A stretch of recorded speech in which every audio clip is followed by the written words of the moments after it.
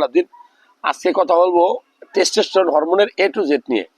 অর্থাৎ টেস্টোস্টেরন হরমোনটা কি, কোথায় তৈরি হয়, কি কাজ করে, এটার অভাবে আপনার শরীরে কি হইতে পারে, কি খেয়ে আপনি পূরণ করতে পারেন।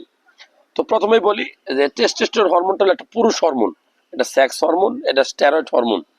এটা নর্মালি ছেলেদের বেশি থাকে, মেয়েদের কম থাকে, কিন্তু মেয়েদেরও থাকে। যদি কোনো কারণে মেয়েদের এটা বেশি হয় তাহলে কিন্তু ওই তার মধ্যে সেলের বৈশিষ্ট্য, যেমন গোপ বা যে দাঁত হয়, মাসিক অনিয়মিত হয়, যাই হোক মেয়েদের এই হরমোন টেস্ট করা উচিত।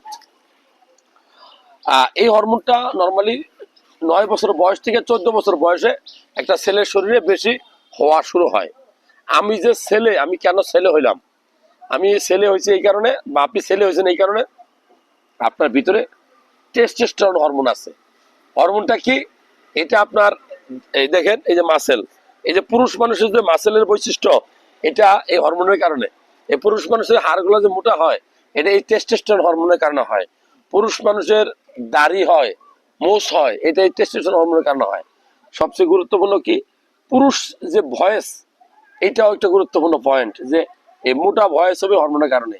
এছাড়া কি হবে, এছাড়া মূলত যখন যৌবনকাল আসে, একটা ছেলে যখন 18 বছর, 19 বছর, 20 বছরের হয়, তখন তার ভিতরে বিয়ে করার একটা আগ্রহ জন্মগ্রহণ করে, বিপরীতমুখী লিঙ্গের প্রতি আকর্ষণ বাড়ে।